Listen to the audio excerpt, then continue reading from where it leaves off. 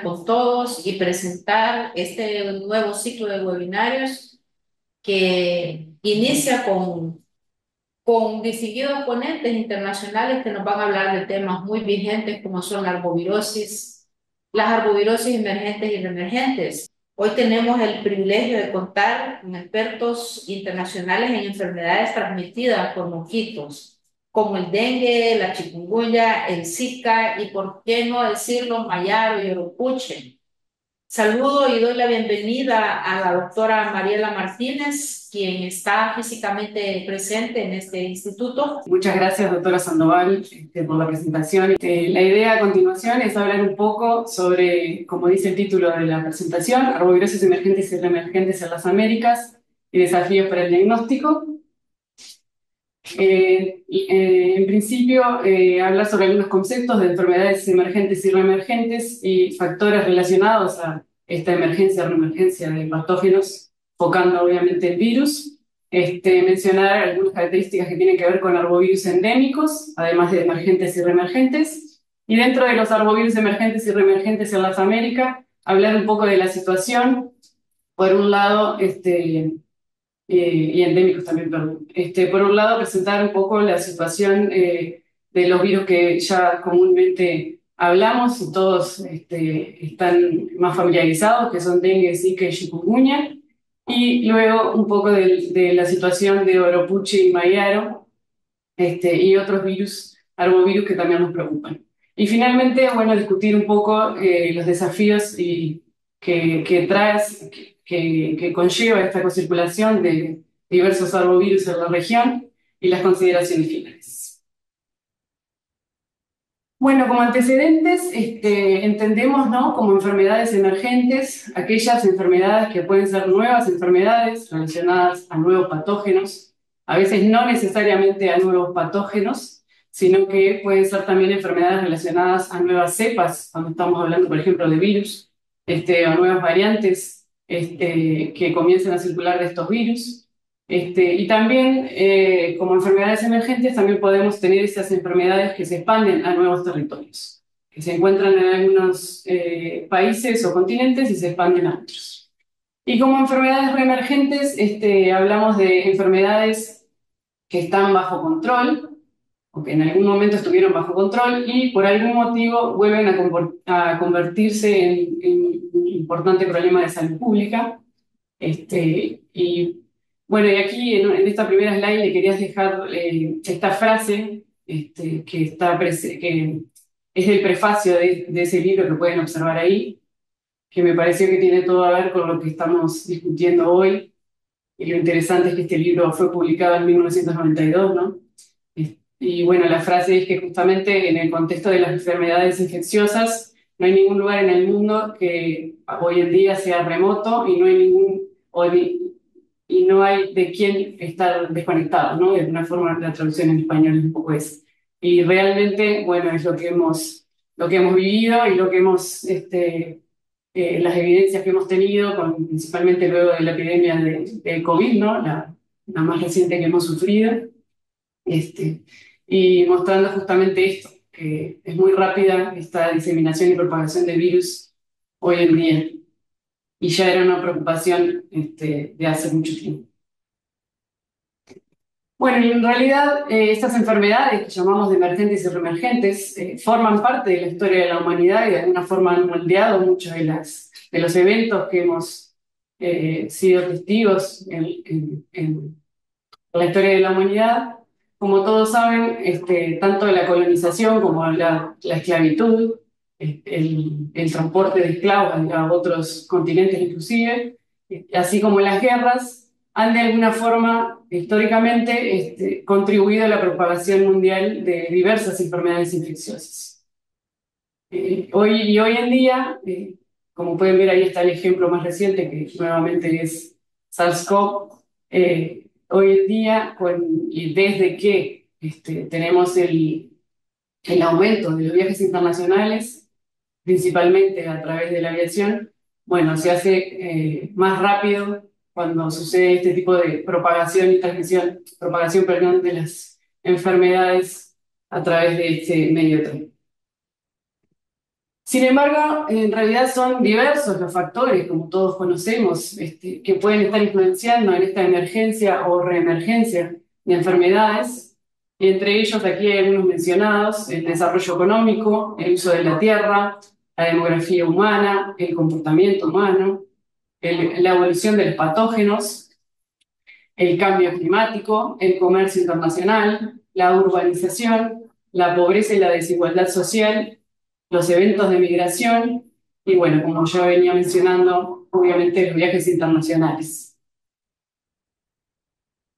Y otro de los factores, de los principales factores que han impactado en la emergencia y reemergencia, principalmente de las arbovirosis también, y del virus como un todo, es ese aumento del contacto estrecho que existe con los ambientes animales o con el propio animal.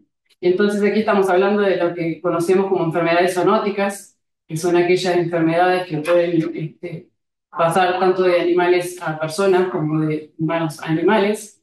Y esta transmisión no necesariamente tiene que ser directa, o sea, puede ser una transmisión a través de un vector, como es el caso de las arbovirosis. Entonces, en este sentido, suelo mencionar que las arbovirosis también pueden ser consideradas como enfermedades zoonóticas. Por otro lado, este salto, ¿no? O sea, si paramos para pensar, la gran mayoría de las enfermedades infecciosas virales se originaron en algún momento de los animales. Sin embargo, este salto no sucede de forma rápida, ¿no? Sucede con el tiempo y tenemos algunos virus que aún hoy están restringidos a los animales, como por ejemplo pueden ver en esa figura el virus de la rabia, mientras que tenemos otros virus que en algún momento estaba restringido a ciertos animales, como los primatas no humanos, del HIV, y que hoy en día son patógenos humanos que se transmiten entre los humanos. Obvio que este salto, como estaba diciendo, no es algo rápido y diversos factores, no solo los factores que estábamos mencionando, sino que también recuerdo los factores que tienen que ver intrínsecos al virus, ¿no? A la evolución viral, como mutaciones que pueden de alguna forma facilitar este mantenimiento de ciclos de transmisión entre animal y humano, así como entre humano y humano. Son todos factores que se tienen que tener en cuenta y que muchas veces no son tan fáciles de determinar y estudiar. Entonces, cuando hablamos específicamente de virus emergentes y reemergentes, cuando hablamos de virus emergentes, podemos estar refiriéndonos en algunos casos a virus propiamente dichos, virus nuevos, que son descubiertos y que pueden estar generando, son patógenos, ¿no? Virus patogénicos. Por otro lado, también pueden ser virus que no necesariamente son nuevos, pero que ya estaban circulando de alguna forma en animales, sean estos salvajes o domésticos, que es justamente el caso que estábamos hablando sobre la zoonosis. Y bueno, y otras veces, como dijimos, los virus pueden saltar de especie y pueden establecerse en la población, ¿no? Y nuevamente aquí mencionar que este salto de barrera interespecie no es algo que sucede ni rápido ni tan fácilmente, pero obviamente tenemos que estar atentos y la importancia de la vigilancia. Y entre las enfermedades reemergentes, cuando hablamos de virus reemergente, podemos estar hablando de virus que aparecen en ubicaciones geográficas que no circulaban anteriormente, pero no necesariamente son virus nuevos. Aquí estamos hablando a nivel país, en diferentes zonas del país, o no, a nivel mundial o de la región, etcétera.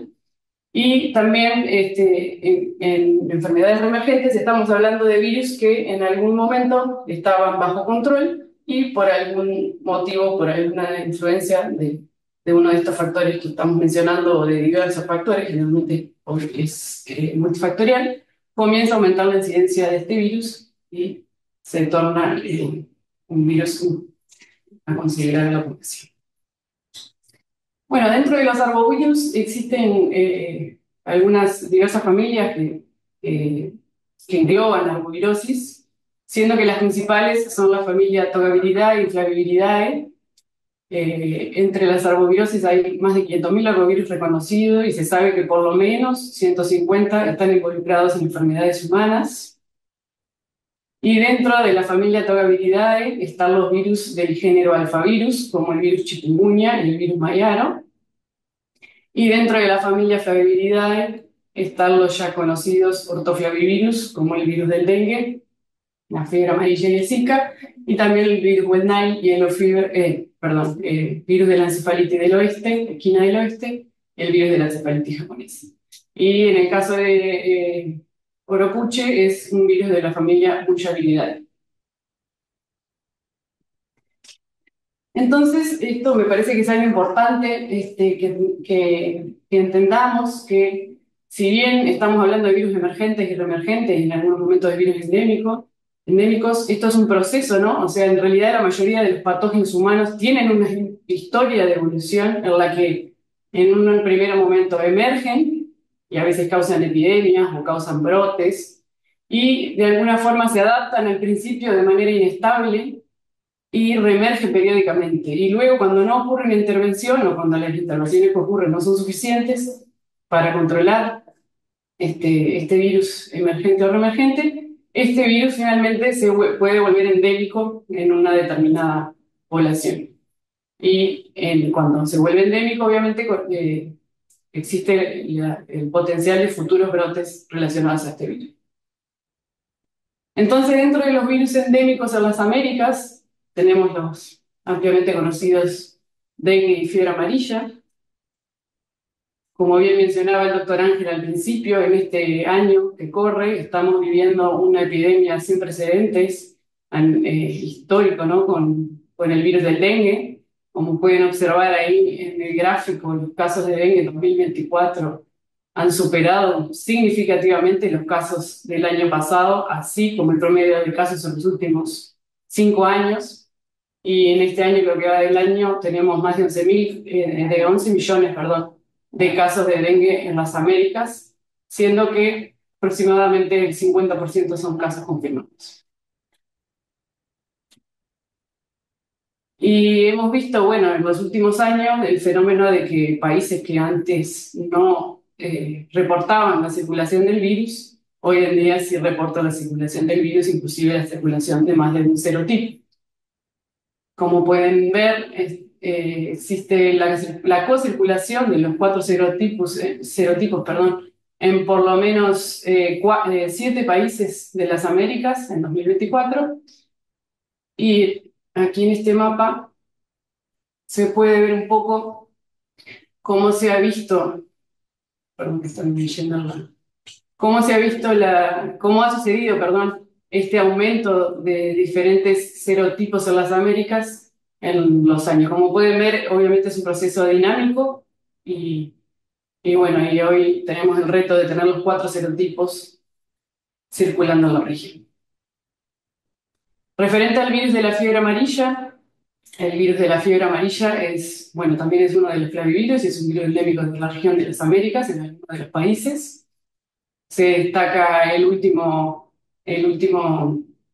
brote que ocurrió, que comenzó en Brasil, que ocurrió en 2016-2017, donde hubo diversos casos, ¿no? Y en su momento hubo la preocupación de la reurbanización de la enfermedad. Por suerte este brote se pudo controlar. Recuerden que para fiebre amarilla contamos con una vacuna, una de las mejores vacunas, ¿no? No se trata de vacunas virales. Y bueno, esto permite que podamos tener control de esa enfermedad. Sin embargo, es interesante mostrarles aquí, comparar los casos que han sido notificados en 2023 en relación al 2024. Como pueden ver, en 2023, en todo el año, tuvimos 41 casos y 23 defunciones. Sin embargo, en 2024, en lo que va del año, todavía nos quedan algunos meses, ya tenemos 33 casos y 17 defunciones.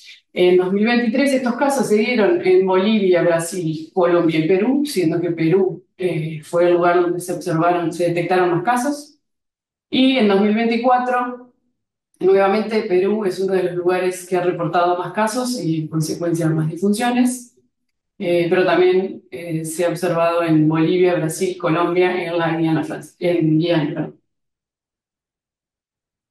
Bueno, y estos virus endémicos en las Américas También tenemos los virus que en algún momento fueron emergentes, como el virus chikungunya en 2013 y el virus Zika en 2015, pero que hoy podemos decir que también son virus endémicos en la región de las Américas y están presentes en algunos de los países.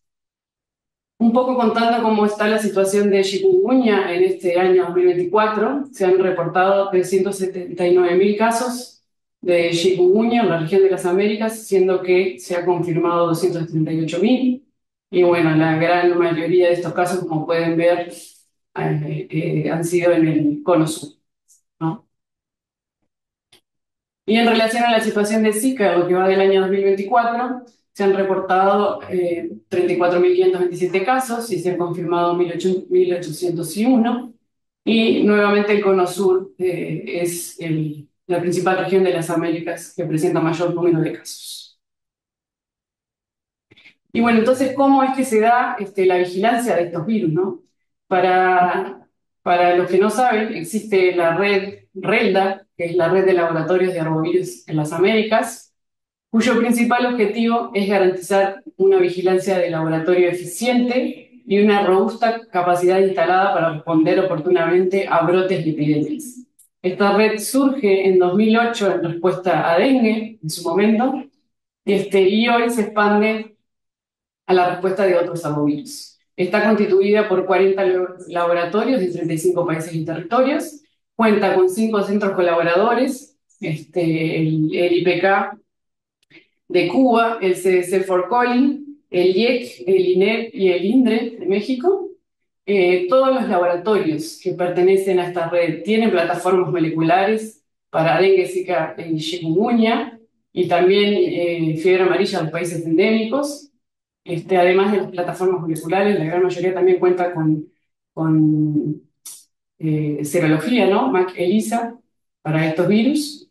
Y lo que se está intentando ahora, y lo voy a comentar un poco después, es la ampliación, justamente poder usar esta red que existe y ampliar la capacidad de estos laboratorios para que todos implementen las pruebas moleculares para Mayaro y Oropuche. Hasta el momento tenemos por lo menos unos 23 países que implementaron o están implementando el diagnóstico de Mayaro y Oropuche.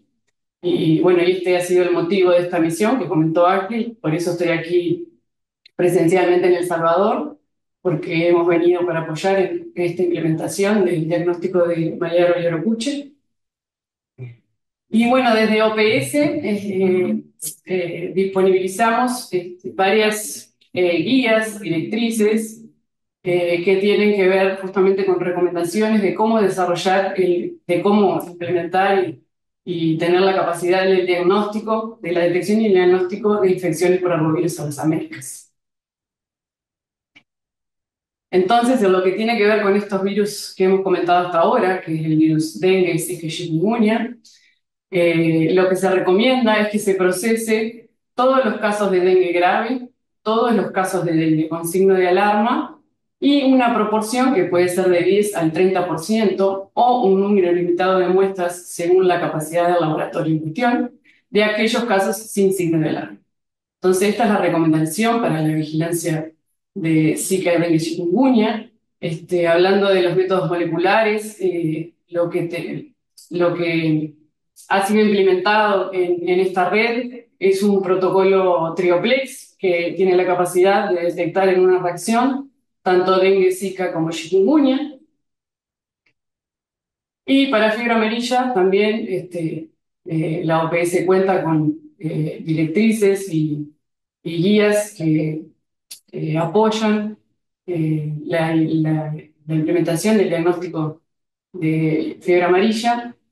Y en el caso de fiebre amarilla, no lo adicioné en esta presentación, pero es importante mencionar también que, como comenté, que existe la vacuna, ¿no?, para fiebre amarilla y por lo tanto también la OPS cuenta con un protocolo que, que diferencia la cepa vacinal de las cepas salvajes. Entonces aquí es donde entra Oropuche. Oropuche es del género Orthobunchavirus y la especie se llama Orthobunchavirus uropuyense. Es un virus que tiene un genoma de RNA segmentado, simple E gram negativo. Este virus fue aislado por primera vez en 1955. Presenta un ciclo selvático y un ciclo urbano. Y el principal vector vinculado a la transmisión de este virus es los culicoides, el culicoides paraensis, conocido en Brasil como marumí, y creo que en otras regiones tienen otros nombres. Nosotros en algunos lugares de las Américas lo conocemos como el jejen. Como pueden ver en el mapa, este vector tiene una amplia distribución en las Américas, ¿no? Y bueno, aquí solo resaltar que si bien existen algunos datos que muestran que otros virus también, otros mosquitos, perdón, como el Culex quinquefasciatus y los que están mencionados ahí, pueden ser infectados por el virus Guarapuche. Es importante mencionar que por en cuanto las evidencias muestran que estos mosquitos tienen poca competencia vectorial. Y aquí me gustaría mostrar, porque fue publicado recientemente, si no me equivoco, la semana pasada, estas orientaciones provisionales para la vigilancia entomológica y las medidas de prevención de los vectores del virus de Guarapuche por la OPS-OMS, que tienen informaciones bastante relevantes y actualizadas sobre el tema. Bueno, y este virus en realidad no es un virus nuevo, si bien ahora mucha gente ha escuchado hablar recientemente, y es como algunas personas dicen que está de moda, pero en realidad es un virus que ha venido siendo detectado desde muchísimo tiempo en la región de las Américas.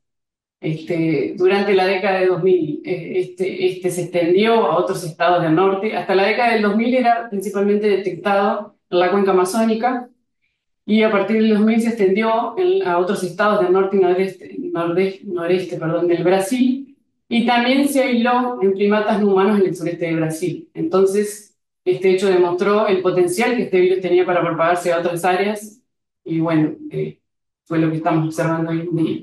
Entonces, antes de 2024, la gran mayoría de brotes y epidemias relacionadas a Oropuche eran en la región de Norteamérica, y a partir de 2024 lo que observamos es que existen casos y brotes notificados en otras regiones de Brasil, no solo en la región amazónica, como se puede ver en el mapa a la derecha. Este, Prácticamente en casi todos los estados han habido detección de algún caso de Oropuche, y también en otros países, y aquí traje el ejemplo de Cuba, que en mayo de 2024 notificó la presencia del virus en su país, en diferentes provincias. Y aquí solo quería mostrarles este artículo porque me pareció muy interesante esta información que trae sobre la detección del virus en relación a los biomas. Como pueden ver ahí están los diferentes biomas en los que el virus se ha detectado. Esto hablando de Brasil.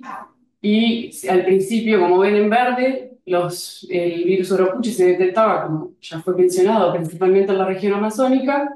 Y a partir de 2024 cambia el bioma donde el virus ha sido detectado, y se puede observar que también se ha detectado en otros biomas diferentes. Y este artículo que está en Under Review, en realidad, justamente trae también algunos factores que tienen que ver con los factores que veníamos mencionando. Entonces, dentro del artículo justamente menciona que los casos son significativamente más concentrados en ciudades pequeñas, y ningún centro urbano grande ha reportado brotes hasta la fecha, y que al analizar la producción agrícola de las ciudades con mayor incidencia de Oropuche, se puede observar que hipotéticamente hay una relación entre los cultivos que pueden estar asociados a la dispersión del virus en Brasil, como la plantación de cacao y banano. Obviamente, faltan evidencias y datos, ¿no? Este es el primer artículo que menciona esto, pero me pareció muy interesante traerlo porque justamente tiene que ver con todos estos factores que estamos hablando más allá del virus. Y bueno, ¿cuál es la situación hoy? Bueno, el 20 de julio de 2024 se han reportado 8.078 casos confirmados, incluyendo 2 muertes que fueron en el estado de Bahía. 5 países han reportado Oropuche: el Estado Plurinacional de Bolivia, con 356 casos, Brasil con 7.280 casos, 84, y 2 muertes, Colombia y Cuba con 74 casos cada uno, y Perú con 290 casos.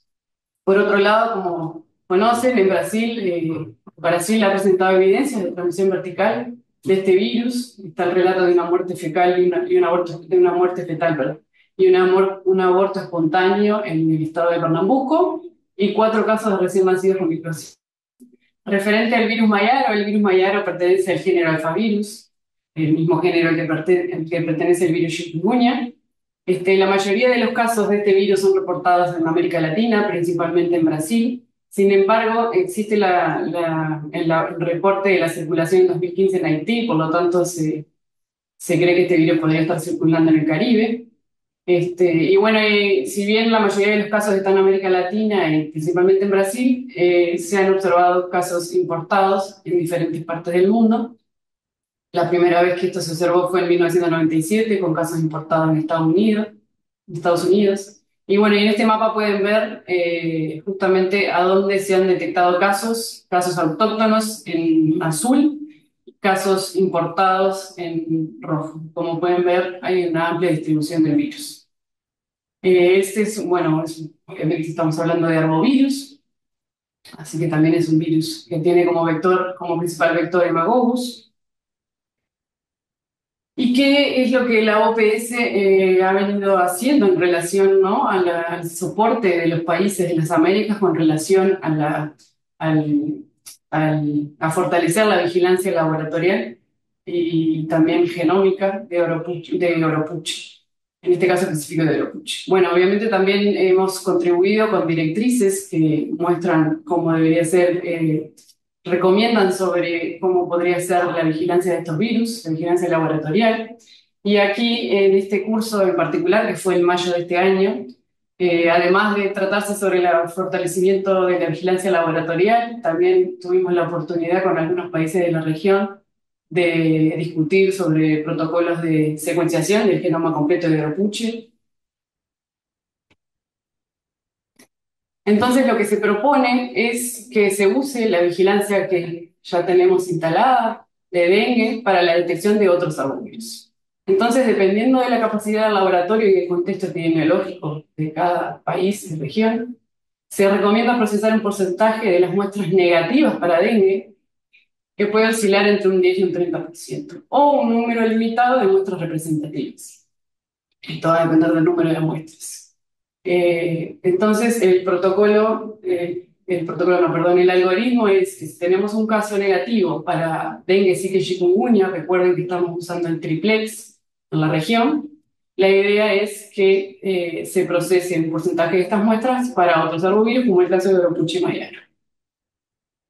Entonces, hablando de la detección molecular, existe el protocolo del doctor Felipe Naveca, que es uno de los protocolos con los cuales la OPS se está manejando, en el cual es un protocolo dúplex, entonces un solo protocolo, ¿no?, uno que se da en tiempo real, permite la detección tanto de Oropuche como de Mayaro. Para el diagnóstico virológico, aquí simplemente mencionar que las muestras son aquellas colectadas en la fase aguda de la enfermedad, a partir de hasta 5 días a partir, 5 o 7 días a partir del inicio de síntomas. La muestra de preferencia es el suero, y el diagnóstico virológico, como bien estamos mostrando aquí, está basado en la PCR en tiempo real de la detección de virus Mayaro y Oropuche, y si bien es uno de los protocolos, existen otros protocolos que también se podrían usar. Y bueno, aquí solo para mencionar que también existen otros virus que nos han traído preocupación, y en el caso de las encefalitis equinas, que son causadas por alfavirus, tenemos el virus de la encefalitis equina venezolana, del este y del oeste. Como saben, estos virus pueden causar una enfermedad febril leve, pero también encefalitis grave que puede llevar a la muerte. Y en particular, en 2024 tuvimos un brote de encefalitis equina del oeste en Argentina y Uruguay, y en algunos casos relatados en Brasil, en equino, que ha sido de significancia, ¿no? Estos casos comenzaron a detectarse casos de este virus en Argentina a fines de noviembre del 23, y hubo cientos de focos de equinos en este país, y luego se comenzaron a detectar también casos de encefalitis equina en equinos de Uruguay, y también en humanos. En Argentina hubo 102 casos con 10 muertes registradas, y en Uruguay 5 casos. Y en Brasil no hubo registro en casos humanos hasta el momento. Y lo interesante aquí que quería compartir también es que durante este brote tuvimos la oportunidad de hacer una misión de cooperación técnica de la OPS con la colaboración de la Futuros Amazonia y el equipo del doctor Felipe Naveca, donde fue posible en el propio país utilizar un protocolo para secuenciar el genoma entero de de alguna de las muestras, en este caso las muestras equinas fueron las que pudimos secuenciar, 7 genomas, y un resultado muy interesante que obtuvimos a través de la secuenciación es que fue posible ver que la sonda y los primers que estaban siendo utilizados para detección en tiempo real tenían mutaciones, mismatch en relación a las secuencias que estaban circulando actualmente, y por eso era que no se estaba teniendo un buen rendimiento de este PCR en tiempo real que se venía usando. Entonces, esta misión nos permitió actualizar los protocolos y generar nuevos primers y sondas para poder apoyar en el presente brote. Bueno, ya estoy llegando al final. En relación a los desafíos y consideraciones finales, como pueden ver, existe una co-circulación de diferentes arbovirus en la región, pero no solo en la región, sino que a nivel mundial, y esto trae diversos desafíos. Acá en este mapa podemos ver en azul, donde existe la transmisión de 3 o más virus, 4 virus. Entonces, esta superposición de estos virus, cuando estamos hablando de dengue, zika y chikungunya transmitidos por los mosquitos Aedes, y estos virus comparten, el principal desafío es que estos virus comparten características clínicas y que muchas veces el diagnóstico erróneo y informes erróneos en ausencia de pruebas de laboratorio no permiten el diagnóstico diferencial. Entonces es fundamental en este escenario el diagnóstico diferencial. Lo que ocurre, al final de cuentas, es que muchas de estas arbovirosis acaban bajo el paraguas del dengue, ¿no? Son enfermedades tipo dengue y acaban siendo, no son diagnosticadas de forma correcta a nivel laboratorial, porque muchas veces no tenemos este diagnóstico diferencial. Entonces, los desafíos de la co-circulación de arbovirus, obviamente no solo tienen que ver con el diagnóstico laboratorial, sino que también con el diagnóstico y manejo clínico y la vigilancia epidemiológica de estos virus. Es importante que consideremos que los aspectos relacionados a estos agentes no pueden abordarse de forma independiente, ¿no?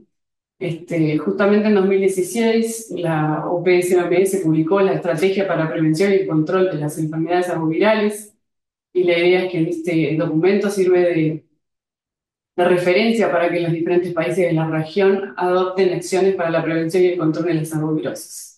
Y el intuito es fortalecer los procesos de vigilancia, diagnóstico y manejo de las enfermedades arbovirales. En este sentido, la OPS viene fortaleciendo estratégicamente las diferentes capacidades de los países. También viene creando redes entre los laboratorios nacionales de salud pública, laboratorios de referencia, centros colaboradores.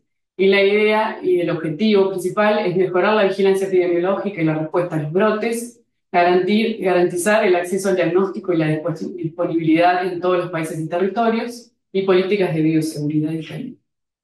Y aquí, antes de finalizar con las consideraciones finales, quería traerles este ejemplo. Aquí se muestran, ¿no?, los casos en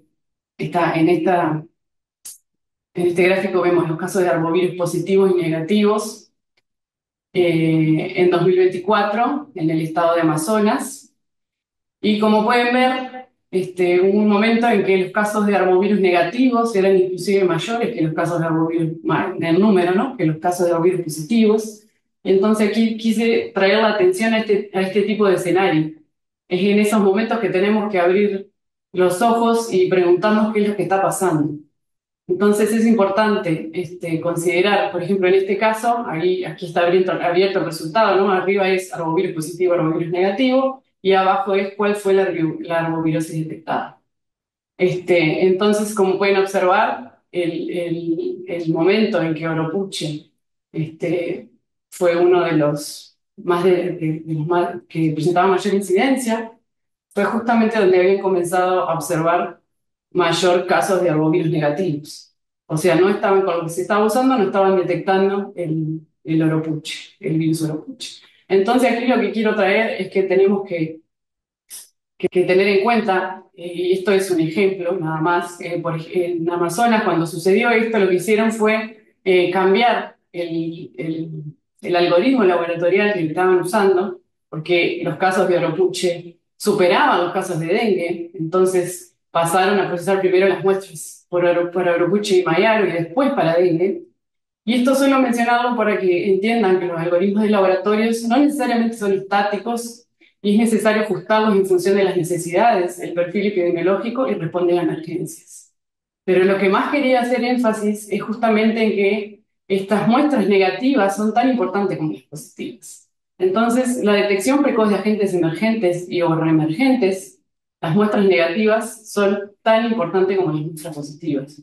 Tenemos que estar atentos en ver estos cambios de positividad y de aquí la importancia de tener estos datos para poder saber qué algo está pasando y buscar cuál es el agente que puede ser el responsable. A veces, antes de ir acá, comentar que a veces no necesariamente es un agente nuevo en el sentido de un virus, sino que a veces por mutaciones que ocurren en el virus podemos tener un diagnóstico que nos para de funcionar de forma eficiente. Entonces todo esto tenemos que tenerlo en cuenta para el diagnóstico laboratorial. Y como consideraciones finales, simplemente mencionar que, bueno, las enfermedades infecciosas están emergiendo y reemergiendo continuamente. Esto va a continuar sucediendo y que es fundamental fortalecer la vigilancia para justamente permitir la detección oportuna de estos patógenos que pueden tener potencial pandémico y epidémico. Y como punto final, me gustaría simplemente mencionar que es muy importante que tengamos en mente que precisamos que sea una vigilancia integrada, que integre la parte laboratorial, epidemiológica y clínica, y por qué no también la parte genómica y la vigilancia genómica y entomobiológica, siempre y cuando sea posible. Sabemos que la genómica es una herramienta que nos permite responder otras preguntas que tienen a ver con el origen del virus, la evolución del virus, que también son preguntas importantes y que nos traen respuestas que nos pueden impactar en las decisiones de salud pública. Y por otro lado, también mencionar que es necesario que tengamos un enfoque, que veamos estas enfermedades con un ojo, con un enfoque, perdón, de una sola salud, y por lo tanto considerar la interfaz entre los seres humanos, los animales y el medio ambiente, para que juntos podamos avanzar no solo en la vigilancia de estas enfermedades, sino también en el aumento del conocimiento.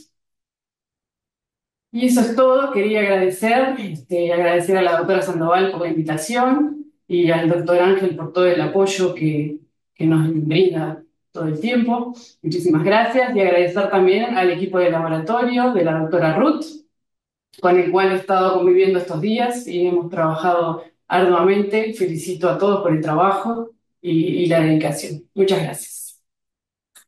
Gracias a usted, estimada doctora, excelente ponencia y además muy informativa. Nos han colocado en el chat diferentes directrices que son útiles de tomar en cuenta. Hay dos comentarios que quería hacerle yo. El primero es más bien una pregunta. Desde su experticia, ¿cómo cree usted que influye el cambio climático en la aparición y la propagación de las arbovirosis, tanto emergentes como reemergentes? Y en segundo lugar, ¿qué papel tendría en este contexto desarrollar vigilancia entomológica viral? Bueno, muchas gracias por las preguntas muy interesantes, preguntas que en realidad dan lugar a otros seminarios, ¿no? Podríamos estar aquí hablando, podríamos tener un seminario con cada una de las preguntas que usted me acaba de hacer. Bueno, el cambio climático sin duda que influye, perdón, en la transmisión de los arbovirus, en diferentes aspectos. Y uno de los fundamentales aspectos es justamente la capacidad del vector, que el virus lleva menos tiempo en replicarse en el vector y por lo tanto disminuye el tiempo de transmisión, la capacidad que tiene este vector en transmitir el virus. Y bueno, por otro lado, también obviamente el aumento de la temperatura, el aumento de las lluvias, todo va a influenciar, hablando de arbovirus, ¿no? En el vector y en la transmisión, en el aumento de la transmisión de este virus en un determinado lugar. Eso por un lado, sin duda que, como lo dije, este tema del impacto ambiental en la transmisión de la arbovirosis es un tema que es muy amplio y obviamente lo podríamos también discutir más ampliamente en el seminario, ¿por qué no?